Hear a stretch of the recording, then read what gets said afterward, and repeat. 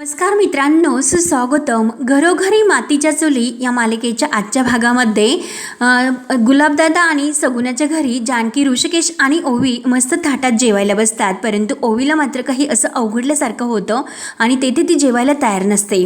तेव्हा जानकी मात्र तिला म्हणते की चल, मी तुला माझ्या हाताने भरवते आणि म्हणते की चल, हा घास आजी आणि आजोबांचा, म्हणजे पहिला घास चिऊचा आणि त्यानंतर आजी आजोबांचा. हे म्हटल्यानंतर ऋषिकेश लगेच जेवायचं थांबतो. त्याचा घास घशाच्या खाली उतरत नाही. जानकीचे लक्ष जाते. तेव्हा लगेच जानकी मुद्दाम ऋषिकेश समोर म्हणते की अगं, हा घास आपल्या सौमित्र काकांचा. आणि तेवढ्यात दरवाजामध्ये अवंतिका, सौमित्र आणि गुलाबदादा येतात. तर ही ओवी म्हणते की सौमित्र काका. तर सर्वांचे लक्ष तिकडे जाते. ओवी धावतच जाते आणि आपल्या सौमित्र आणि अवंतिका काका काकूला मिठी मारते.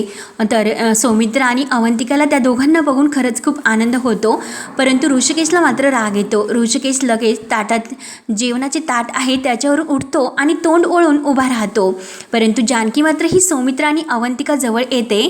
जानकीला खूप आनंद होतो. जानकी म्हणते की सौमित्र भाऊजी आणि अवंतिका. तर अवंतिका धावतच येते आणि आपल्या जानकी वहिनीला अगदी कडकडून मिठी मारते. ओवी विचारते की सौमित्र काका, अरे तू केव्हा आलास? आणि तुला माहिती आहे का काका, अरे खूप मोठा प्रॉब्लेम झाला. आजीने आम्हाला घरातून बाहेर जाण्यासाठी सांगितले. आईला मी खूप विचारण्याचा प्रयत्न केला, परंतु आई मला काहीच कारण सांगत नाही. आणि सौमित्र काका, तू आम्हाला घेण्यासाठीच आला ना? तेव्हा अवंतिका जानकीला भेटते आणि दोघींचे सुद्धा डोळे भरून येतात. तर जानकी विचारते की वहिनी, तुम्ही ठीक तर आहात ना? तेव्हा सौमित्र आपल्या चिमुकल्या ओवीला म्हणतो की हो बाळा, मी तुम्हाला सर्वांना घेण्यासाठी आलेलो आहोत. तेव्हा ओवीला खूप आनंद होतो. परंतु ऋषिकेश मात्र काही त्यांच्याबरोबर बोलायला तयार नसतो, कारण घरचे सर्वजण त्याच्याबरोबर असे वागलेले असतात, म्हणून त्याचं जे काही वागणं असतं तर त्याच्यापुरतं ते त्याला योग्य असतं.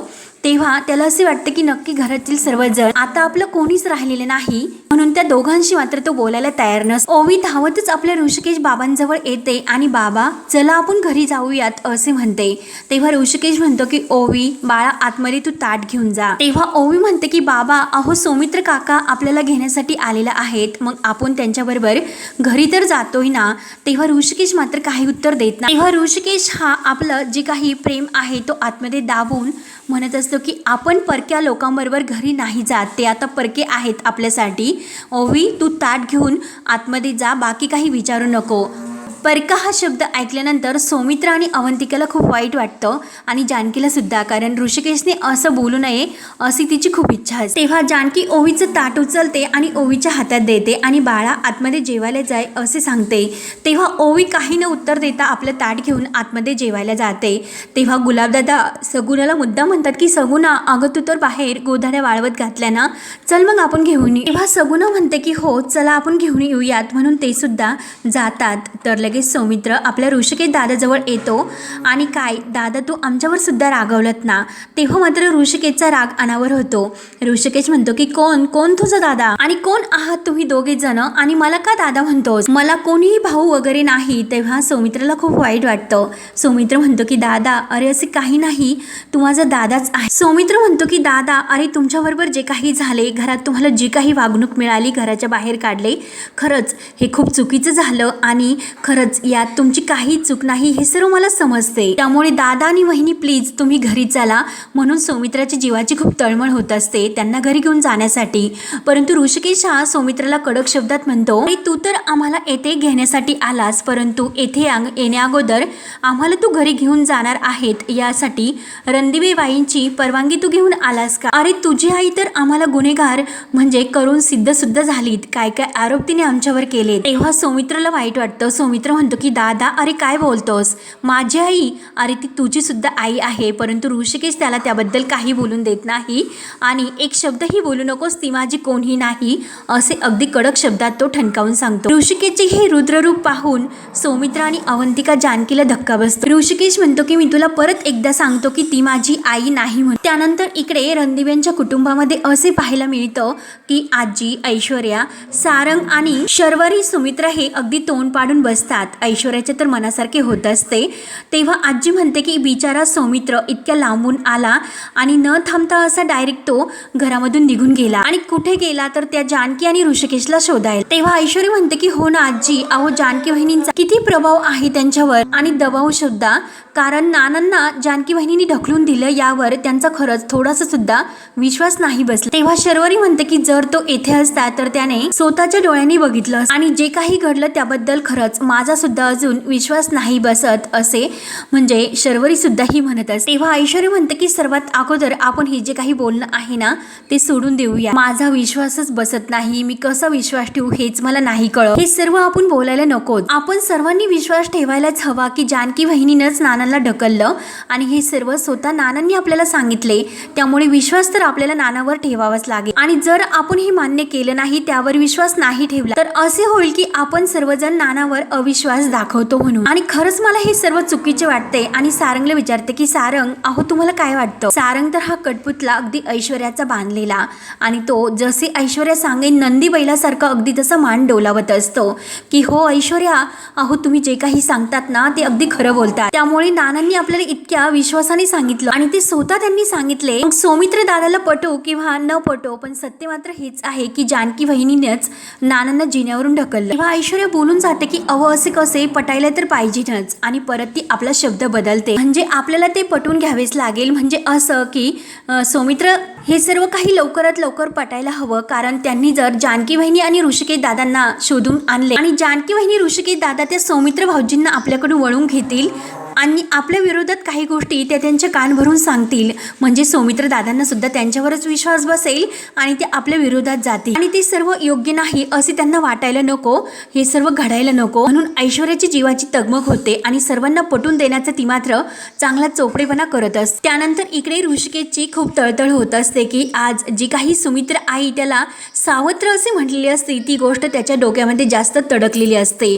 तेव्हा तो सौमित्रला सांगतो की आज आई मला सावत्र म्हणाली आणि त्यांनी मला स्वतःहून सांगितले की यापुढे मी त्यांना आई असे म्हणायचे नाही, तुझा आणि माझा काही संबंध नाही असे स्पष्ट शब्दात त्यांनी मला सुनावले। तेव्हा सौमित्र आणि अवंतिकाला सुमित्राचा खूप राग येत असतो। ऋषिकेश सौमित्राला विचारतो की तुला हे सर्व त्यांनी सांगितले नसेल हो की नाही? तेव्हा सौमित्र ऋषिकेश दादाजवळ येतो आणि दादा मला सर्व माहिती आहे, गुलाब दादांनी मला सर्व काही सांगितलेले आहे, पण अरे दादा जे काही झाले ते मला अजिबात नाही पटलेलं। अरे दादा, नानांनी जानकी वहिनीकडे बोट रोखलं असेल तरी यामध्ये सर्वात जास्त ऐश्वर्याचा हात आहे, जानकी वहिनीची काही चूक नाही, हे मुद्दाम त्या ऐश्वर्याने घडून आणले, मला पूर्णपणे खात्री आहे। अरे दादा, हे सुद्धा तुला माहिती आहे की ती ऐश्वर्या आपलं घर मोडण्यासाठी त्या घरात आलेली आहे। अरे दादा, आपल्याला असं नाही होऊन द्यायचं, आपल्याला एकजुटीने राहायला हवं।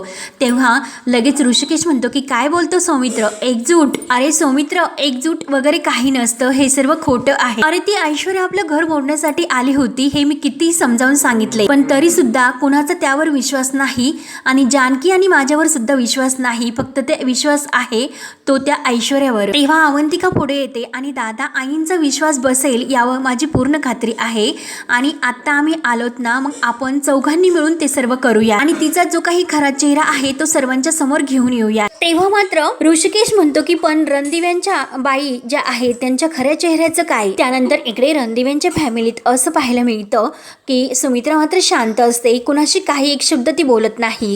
ऐश्वर्याच्या जीवाची मात्र तिला बोलण्यासाठी लगबग चालू असते।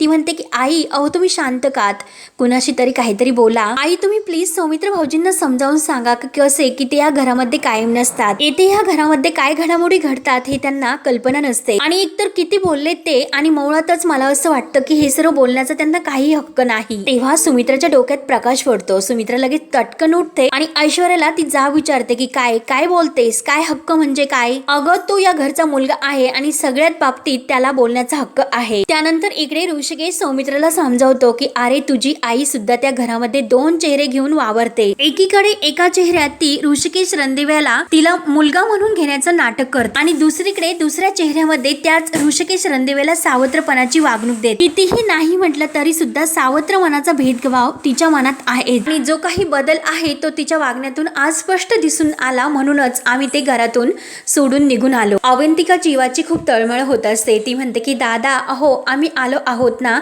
आता सर्व काही दूर करू. दादा वहिनी तुम्ही दोघे जर त्या घरात नसलात ना ते घर घरच नाही. वहिनी प्लीज तुम्ही आमच्या बरोबर घरी चला, आपण सर्वांनी मिळून सर्व काही नीट करूया. वहिनी प्लीज तुम्ही दादांना समजावा ना आणि घरी चला. म्हणून अवंतिकाची जीवाची खूप लगबग सुरू असते. जानकी आणि ऋषिकेशनं घरी येण्यासाठी जानकीला आणि सौमित्राला ती खूप रिक्वेस्ट करते, परंतु ऋषिकेशच्या डोळ्यामध्ये पाणी सुद्धा असतं आणि राग सुद्धा असते. तेव्हा जानकी ऋषिकेशला समजायला पुढे येते आणि ऋषिकेशच्या खांद्यावर हात ठेवून ती आधार देत म्हणते की ऋषिकेश, सौमित्र भाऊजी आणि अवंतिका आपल्याला घरी घेऊन जाण्यासाठी आलेत, त्यामुळे प्लीज आपण त्यांच्याबरोबर जाऊयात ना. तेव्हा जानकीच्या डोळ्यात मात्र पाणी असतं आणि त्या घराची ओढ असते. तेव्हा ऋषिकेश म्हणतो की हो का, आणि मग आपल्या मानाचं काय? अगं जानकी, जो मान आपल्याला धुळीस मिळवला तो मान आपल्याला परत कोण मिळवून देईल? तेव्हा सौमित्र पुढे येतो आणि हे सर्व मी करण्यासाठी लावेल असे म्हणतो. दादा वहिनी, मी तुमचा गेलेला मान तुम्हाला परत मिळवून देईल, तुम्हाला मी न्याय मिळवून देईल आणि त्या ऐश्वर्याला मात्र शिक्षा. तेव्हा ऋषिकेश सौमित्र समोर येतो आणि तुझे हे जे काही बोलणं म्हणजे वकिली भाषा आहे ना ती फक्त सौमित्र कोर्टामध्ये दाखव असे म्हणतो. अरे नात्यामध्ये कुठलीही अशी वकिलाची गरज लागत नसते. अरे नाती जमणं हे प्रत्येकाचं कर्तव्य असतं. अरे मी तुला शेवटचं सांगतो की ज्या घरात माझ्या बायकोला गुन्हेगार ठरवले गेले मग त्या घरामध्ये मी कधीही पाऊल नाही ठेवणार. तेव्हा ऋषिकेशचा तो निर्णय ऐकून जानकी, सौमित्र आणि अवंतिकांना खूप मोठा धक्का बसतो. ऋषिकेश तर घरात जायला तयार नसतो. ऋषिकेश स्पष्ट शब्दात सांगतो की मी आत्ताच नाही पण कधीच त्या घरामध्ये पाऊल नाही ठेवणार, आणि रागाने ऋषिकेश आतमध्ये जायला निघतो. तेव्हा जानकी पुढे येते, ऋषिकेशला म्हणते की ऋषिकेश थांबा, अहो सौमित्र भाऊजी आणि अवंतिका आपल्यासाठी येथे आलेत, त्यांचं म्हणणं तरी तुम्ही प्लीज ऐकून घ्या. तेव्हा ऋषिकेश म्हणतो की हे बघ जानकी, माझा निर्णय मी तुला सांगितलेला आहे, आपण कुठेही जात नाही असे बोलून ऋषिकेश आतमध्ये निघून जातो. त्यानंतर इकडे ऐश्वर्या असे बोलल्यानंतर सुमित्राला राग येतो. तेव्हा ऐश्वर्या म्हणते की सॉरी आई, मला असे म्हणायचे नव्हते. आई तुम्ही बरोबर बोलतात, त्यांना पूर्ण हक्क आहे या घरात बोलण्याचा, राहण्याचा. मला फक्त इतकंच म्हणायचं होतं की आई, जानकी वहिनी परत या घरात येता कामा नये, आणि जर आता त्या सौमित्र भाऊजी बरोबर परत जर घरी आल्यात तर आता घरात जे काही घडले त्याचा आणखीन त्या बदला घेतील. तेव्हा शर्वरी, सारंग आणि सुमित्रा संशयाने ऐश्वर्याकडे बघत असतात. ऐश्वर्याचं हे बोलणं त्यांना खटकतं. तेव्हा ऐश्वर्या कुठे बोलायची थांबत असते. ती परत सुमित्राला कान भरवत म्हणते की आई, परत त्यांनी नानांना काही करण्याचा,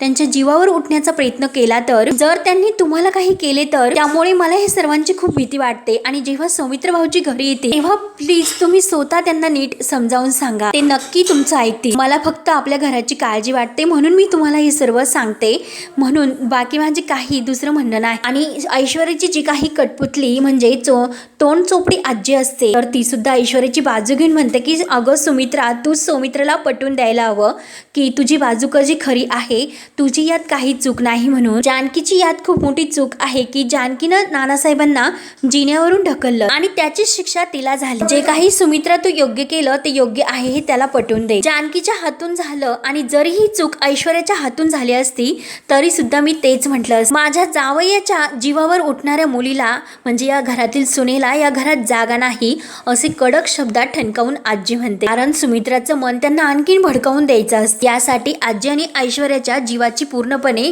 ही प्रयत्न सुरू असतात. त्यानंतर इकडे सौमित्र जानकीला म्हणत असतो की वहिनी, अगं जेव्हा तू त्या घरात असायची तर त्या घराला समजून सांगायची, पण आज वहिनी त्या घरात तुला स्थान नाही, हक्क नाही. शेवटी ज्या गोष्टीची भीती होती तेच घडले. अगं एरवी त्या घरामध्ये जर एखादं संकट आलं तर तेव्हा तू तेथे असायची, घराला सांभाळून घेण्यासाठी आणि चुकलेल्या व्यक्तीला सावरून घेण्यासाठी. पण अगं जानकी वहिनी, आज ते अख्खं घर चुकलं, आणि काय चूक आणि काय बरोबर हे दाखवून देण्यासाठी तू त्या घरातच नाही. अगं वहिनी, मलाच कळत नाही की मी नक्की काय करू शकतो. तेव्हा जानकी पुढे येते आणि सौमित्र भाऊजी असे म्हणणार तोच अवंतिका म्हणते, नाही वहिनी, तुम्ही एक काम करा, तुम्ही आत्ताच्या आत्ता ऋषिकेश दादांना जाऊन समजावा की आपण एक नाही, दोन नाही, चौघे सुद्धा घरी जाऊया आणि त्या मूर्ख ऐश्वर्याच्या दोन अशा मुस्कटात लावून देऊ, मग तिला कळेल की काय ते. म्हणून अवंतिकाची सुद्धा त्या ऐश्वर्या विरुद्ध खूप चिडचिड होत असते.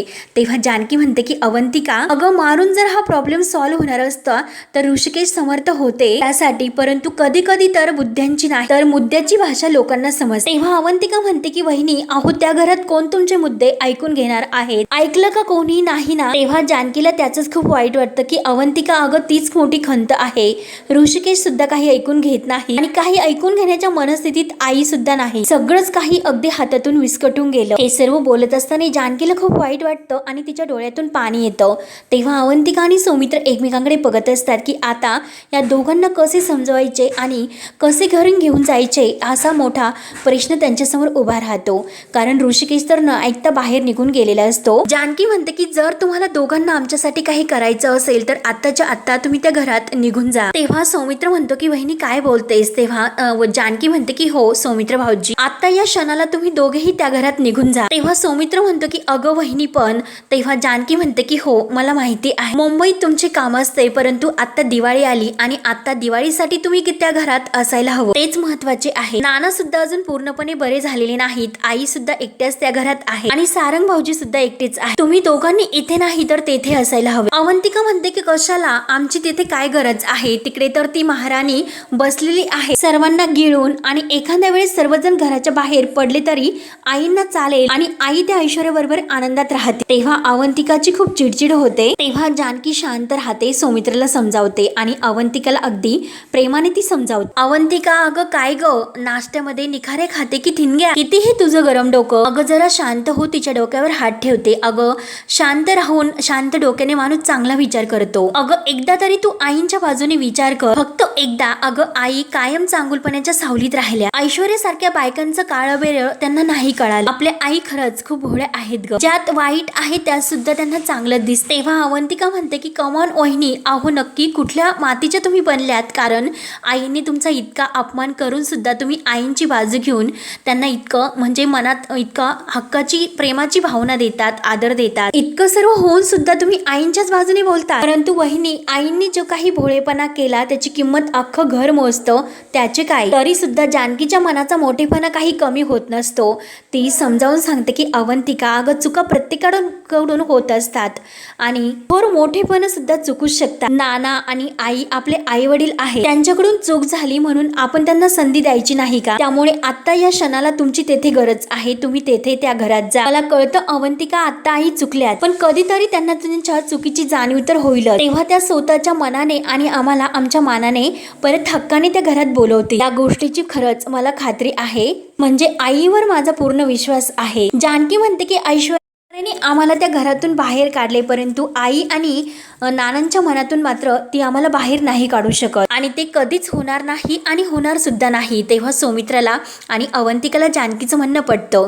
सौमित्र लगेच म्हणतो की ठीक आहे वहिनी, अगदी तू म्हणतेस तसेच करू, आम्ही तेथे त्या घरात जायला तयार आहोत, परंतु तुम्हाला जर येथे काही गरज लागली तर प्लीज तुम्ही मला सांगा. आता मी त्या घराला दाखवून देईल की नकळत झालेली चूक आणि ठरवून केलेला गुन्हा यात काय फरक असतो ते. आणि आता जानकी वहिनी, तुझ्यावरचा आणि दादावरचा जो काही कलंक आहे तो पुसल्याशिवाय हे सौमित्राला मात्र काही चैन पडणार नाही. येतो वहिनी असे बोलून अवंतिका आणि सौमित्र जानकीच्या पाया पडतात, आशीर्वाद घेतात. तेव्हा अवंतिका म्हणते की वहिनी स्वतःची काळजी घ्या, आणि त्यांना भेटून अवंतिका आणि सौमित्र त्या घरात परत येतात. त्यानंतर इकडे रणदिव्यांच्या घरामध्ये सौमित्र आणि अवंतिका हे दरवाजात येतात आणि दरवाजाची बेल वाजवतात. सारंग आणि सुमित्रा तेथे सोफ्यावरच बसलेले असतात, परंतु अचानक दरवाजाची बेल वाजते आणि बेलच्या आवाजाने ऐश्वर्या, आजी आणि शर्वरी सुद्धा बाहेर येतात. तर सारंग उठणार तोच सुमित्रा म्हणते की थांब मी जरा पाहत, म्हणून सुमित्रा दरवाजा उघडते तर पाहते तर कोण, आणि अवंतिका सुमित्र परत तिला आलेले समजतात. तेव्हा सुमित्रा त्यांच्याकडे पाहते आणि इकडे तिकडे डोकावून बघत असते, कारण जानकी आणि ऋषिकेश याच्यासोबत आले की काय. तेव्हा सौमित्र म्हणतो की आई अगं काय बघते, कोणाला शोधते तू. आई अगं सगळं काही तुझ्या मनासारखंच झालं, तो नाही आला परत. ऋषिकेश दादानी येथे येण्यासाठी नकार दिला. हे शब्द ऐकल्यानंतर ऐश्वर्या मात्र खुश होऊन आजीकडे बघत असते. तेव्हा सुमित्र विचारते की तू त्याला भेटलास का. तर सौमित्र म्हणतो की हो मी भेटलो त्याला, आणि बऱ्या जागी आहेत सुद्धा. आपल्या माणसांनी त्यांना घरातून हाकलले, परंतु त्यांना जी माणसं जोडलेली गेलेली आहेत ना ती या जगात तर आहेत, आणि ते सर्वजण गुलाबच्या घरी अगदी सुखरूप आहे. ते ऐकून तर सुमित्रा, सारंग आणि शर्वरी यांना आनंद होतो, परंतु ऐश्वर्या आणि आजी यांचा चेहरा पाहण्यासारखा होतो. सौमित्र सांगतो की मी आत्ताच तेथेच त्यांना भेटून आलो, आणि डायरेक्ट तो ऐश्वर्या समोर येतो. ऐश्वर्याला म्हणतो की ऐश्वर्या अगं तुला तर खूप आनंद झाला असेल, सगळं काही अगदी तुझ्या मनासारखं झालं. आणि काय रे सारंग, तुझं काही म्हणणं आहे का यावरती. सारंग फक्त खाली बैलासारखा मान घालून उभा असतो. तेव्हा सौमित्र म्हणतो की हीच तुझ्याकडून अपेक्षा होती. अरे सारंग, तुला माहिती आहे की आम्ही कोर्टामध्ये भांडतो की सर्वात चुकीची जी व्यक्ती असते जिचं काही म्हणणं नसतं, आणि जर तुझं स्वतःचं मत असतं तर तू तुझ्या बायकोला समजावलं असतं, तुझ्या आईला समजावलं असतं. तर तुझ्या आईला म्हटल्यानंतर शर्वरी म्हणते की दादा काय बोलतोस. तेव्हा लगेच सुमित्रा म्हणते, सौमित्र अरे काय बोलतोस? तेव्हा सुमित्रा समोर येतो आणि हो आई, अगं तू तर दादाकडून आई म्हणण्याचा अधिकार काढून घेतला, मग मी तरी कशाला तुला आई म्हणून हाक मारू? सुमित्राला खूप वाईट वाटतं. सुमित्रा म्हणते की अरे सौमित्र तू वेगळा आहेस आणि ऋषी वेगळा आहे. तेव्हा सौमित्र म्हणतो की हे सर्व करून सुद्धा आणि सिद्ध करून सुद्धा तो सावत्र, आणि मी दूर राहून तो सख्खा म्हणजे तो तुझ्या जवळ राहून सुद्धा तू त्याला सावत्र म्हणली. सुमित्रा म्हणते की काय रे तू त्याची वकिली करायची हे ठरून आला का? तर सौमित्र म्हणतो की हो, कारण चांगल्या माणसाची वकिली कोणाला तरी करावीच लागते. ऐश्वर्याकडे बघत म्हणतो की कारण चुकीच्या माणसांची बाजू घेणारी या बाजारात सर्व काही मिळतात, आणि आई आज सुद्धा तू चुकली, कारण चुकीच्या माणसांची बाजू घेऊन आज तू चांगल्या खऱ्यांना घराच्या बाहेर काढले. अगं आई, मुलांची आणि भावांची भांडणं रोज पाहतो, कोर्टामध्ये तेच असतं, परंतु आपलं म्हणता वाटे पडतात, कुटुंब विखुरतात, घर विस्कटतात, पण आज हे सत्य आपल्या घरात येईल आणि आपल्या घरातच असे घडेल असे कधीही वाटले नव्हते. हा दिवस आपल्या घरातच घडेल असे कधीही वाटलं नव्हतं, आणि शेवटी आज आई तो दिवस आपल्या घरात आलाच. सौमित्र खूप भडकलेला असतो. तेव्हा सुमित्रा म्हणते की सौमित्र अरे तू शांत हो, हे बघ मी काही चुकीचं नाही वागले आणि चुकीचं सुद्धा काही केलं नाही की मी त्यांना घराच्या बाहेर नाही काढलं, आणि ते स्वतःहून हे घर सोडून निघून गेलेत. तेव्हा सौमित्र म्हणतो की आणि तू त्यांना जाऊन दिलंस? अगं मला मान्य आहे की ते ऐश्वर्याने तुझ्या डोक्यामध्ये विष पेरलं, तुझे कान भरलेत, पण आई तुला स्वतःला का कळत नाही काय चूक आणि काय बरोबर? या घरात लहानांनी मोठ्यांना सांगायचं का आता हे? अगं कालपर्यंत तुझ्या जीवाभावाची असणारी जानकी वहिनी आज ती नानांच्या जीवावर उठली असे ठरून तू मोकळी झालीस. अगं आई तुला एवढं कळत नाही की ऐश्वर्याच्या दबावाखाली येऊन तू तुझा प्रभाव बदलू शकतो. मग कशावरून नानांनी कुठल्या तरी दबावाखाली येऊन त्यांचा निर्णय बदलला असेल आणि त्यांनी त्यांचं बोट चुकीच्या व्यक्तीकडे रोखलं नसेल. तेव्हा सौमित्राचे हे शब्द ऐकून घरातील सर्वांचे डोळे उघडतात. शर्वरी, सारंग आणि सुमित्रा हे धक्क्यानेच पाहत असतात. ऐश्वर्याचा मात्र हा चेहरा पाहण्यासारखा होतो. तेव्हा हा भाग येथे संपतो. पुढील भागामध्ये ऋषिकेश हा जानकीला म्हणत असतो की जानकी अगं दिवाळी हा सण आपल्या ओवीचा खूप आवडता सण आहे. दरवर्षीप्रमाणे आपली ओवी ह्या वर्षी सुद्धा दिवाळी सण अगदी जोमात साजरा करेल.